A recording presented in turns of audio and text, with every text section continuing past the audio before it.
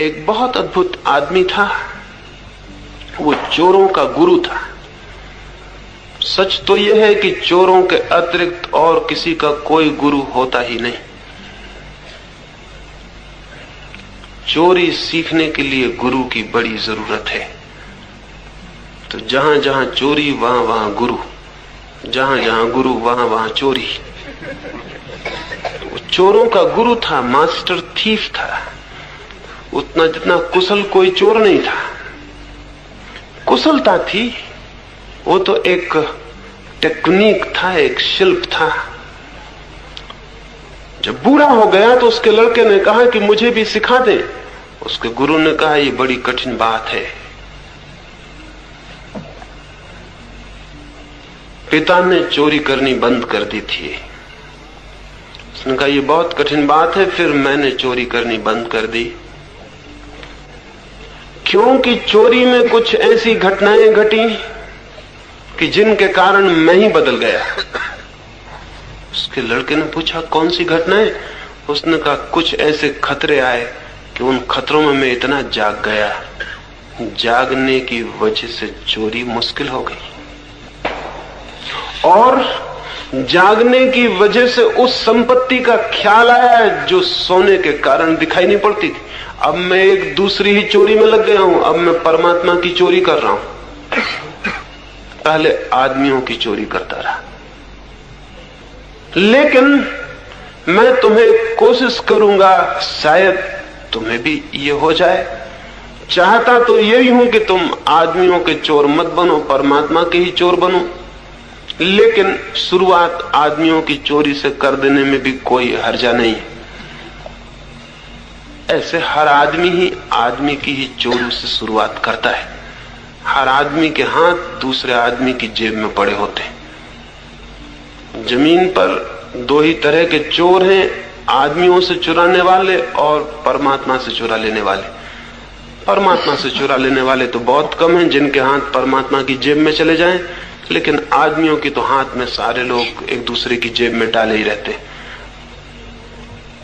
और खुद के दोनों हाथ दूसरे की जेब में डाल देते हैं तो दूसरों के उनकी जेब में हाथ डालने की सुविधा हो जाती है।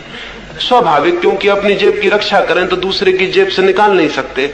दूसरे की जेब से निकालें तो अपनी जेब असुरक्षित छूट जाती, उसमें से दूसरे निकालते हैं।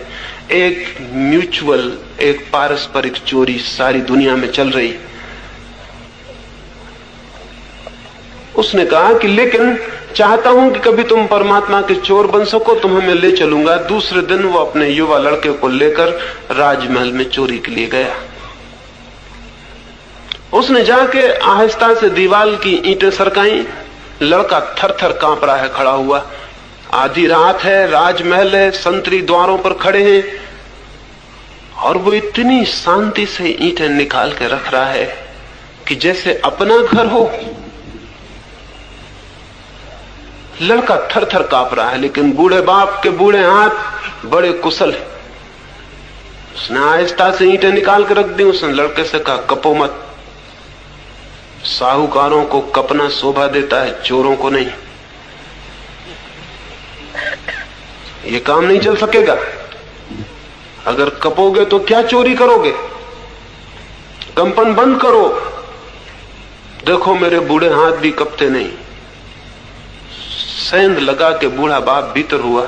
उसके पीछे उसने अपने लड़के को भी बुलाया। वे महल के अंदर पहुंच गए। उसने कई ताले खोले और महल के बीच के कक्ष में भी पहुंच गए। कक्ष में एक बहुत बड़ी बहुमूल्य कपड़ों की अलमारी थी। अलमारी को बूढ़े ने खोला। वो लड़के से कहा भीतर घुस जाओ और जो भी कीमती कपड़े हो बाहर निकाल लो। लड़का भीतर गया। बूढ़े बाप ने दरवाजा बंद करके ताला बंद कर दिया। जोर से सामान पटका और चिल्लाया चोर, और सैन से निकल के घर के बाहर हो गया। सारा महल जग गया और लड़के के प्राण आप सोच सकते हैं किस स्थिति में नहीं पहुंच गए होंगे। ये कल्पना भी न की थी कि बाप ऐसा दुष्ट हो सकता है। लेकिन सिखाते समय सभी माँ बाप को दुष्ट शायद होना पड़ता है। लेकिन एक बात हो गई, ताला बंद कर गया है बाप, कोई उपाय नहीं छोड़ गया बचने का।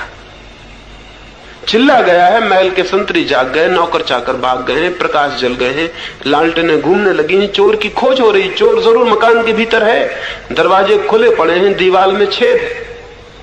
फिर एक नौकरानी मोमबत्ती लिए हुए उस कमरे में भी आ गई है जहां वो बंद है, और वो अगर वे लोग न भी देख पाए तो भी फर्क नहीं पड़ता, क्योंकि वो बंद है और निकल नहीं सकता, दरवाजे पे ताला है बाहर। लेकिन कुछ हुआ। अगर आप उस जगह होते तो क्या होता? आज रात सोते वक्त जरा ख्याल करना कि उस जगह अगर मैं होता, उस लड़के की जगह, तो क्या होता। क्या उस वक्त आप विचार कर सकते थे? विचार करने की कोई गुंजाइश ही नहीं थी। उस वक्त आप क्या सोचते? सोचने का कोई मौका नहीं था। उस वक्त आप क्या करते? कुछ भी करने का उपाय नहीं था। द्वार बंद, बाहर ताला लगा हुआ है, संतरी अंदर घुस आए हैं, नौकर भीतर खड़े हैं, घर भर में खोजबीन की जा रही। आप क्या करते? उस लड़के के पास करने को कुछ भी नहीं था। न करने के कारण वो बिल्कुल शांत हो गया। उस लड़के के पास सोचने को कुछ नहीं था, सोचने का कोई जगह नहीं थी, गुंजाइश नहीं थी। सो जाने का मौका नहीं था, क्योंकि खतरा बहुत बड़ा था, जिंदगी मुश्किल में थी। वो एकदम अलर्ट हो गया। ऐसी अलर्टनेस, ऐसी सचेतता, ऐसी सावधानी उसने जीवन में कभी देखी नहीं थी। ऐसे खतरे को नहीं देखा था। और उस सावधानी में कुछ होना शुरू हुआ, उस सचेतना के कारण कुछ होना शुरू हुआ जो वो नहीं कर रहा था, लेकिन हुआ। उसने कुछ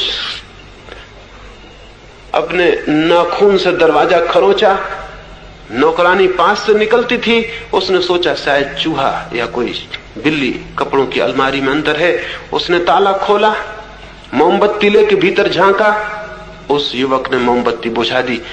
बुझाई ये कहना केवल भाषा की बात है।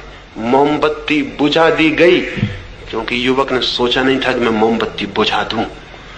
मोमबत्ती दिखाई पड़ी, युवक शांत खड़ा था, सचेत। मोमबत्ती बुझा दी, नौकरानी को धक्का दिया, अंधेरा था, भागा। नौकर उसके पीछे भागे, दीवार से बाहर निकला, जितनी ताकत से भाग सकता था भाग रहा था। कहना गलत है, क्योंकि भागने का कोई उपक्रम, कोई चेष्टा, कोई एफर्ट वो नहीं कर रहा था। बस पा रहा था कि मैं भाग रहा हूं। और फिर पीछे लोग लगे थे। वो एक कुएं के पास पहुंचा, उसने एक पत्थर को उठा के कुएं में पटका।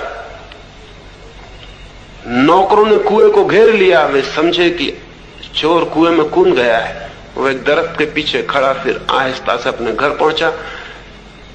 जाके देखा उसका पिता कंबल ओढ़े सो रहा था। उसने कंबल झटके से खोला और कहा कि आप यहां सो रहे हैं मुझे मुश्किल में फंसा के। उसने कहा बात मत करो, तुम आ गए, बात खत्म हो गई। कैसे आए तुम खुद ही सोच लेना। कैसे आए तुम वापिस? उसने कहा मुझे पता नहीं कि मैं कैसे आया हूं, लेकिन कुछ बातें घटी। मैंने जिंदगी में ऐसी अलर्टनेस, ऐसी ताजगी, ऐसा होश कभी देखा नहीं था। और आउट ऑफ दैट अलर्टनेस, उस सचेतता के भीतर से फिर कुछ होना शुरू हुआ जिसको मैं नहीं कह सकता कि मैंने किया। मैं बाहर आ गया हूं। उस बूढ़े ने कहा अब दोबारा भीतर जाने का इरादा है। उस युवक ने कहा उस सचेतना में, उस अवेयरनेस में जिस आनंद का अनुभव हुआ है, अब मैं चाहता हूं मैं भी परमात्मा का चोर हो जाऊं। अब आदमियों की संपदा में मुझे भी कोई रस